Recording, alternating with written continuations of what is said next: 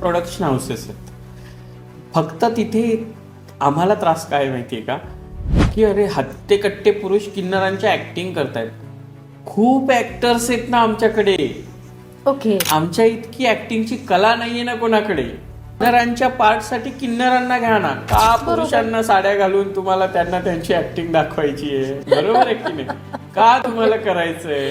तुम्ही प्रॉपरली तिथे एखाद्या किन्नराला चान्स द्या. खूप खूप खूप खूप खूप किन्नर आहेत जे तुम्हाला टीव्हीच्या शोजच्या माध्यमातून दिसतील की जे ट्रान्सजेंडर स्वतः काही फिल्म्समध्ये करतात. पण का हिरोईन म्हणून का नको? किती सुंदर सुंदर ट्रान्सजेंडर असतात. खूप सुंदर. म्हणजे रिसेंटली एक व्हिडिओ सुद्धा व्हायरल झालेला. सुंदर म्हणजे ती चक्क स्त्रियांना कॉम्प्लेक्स दिली, एवढं सुंदर होती ती. त्या सुंदर आहेत.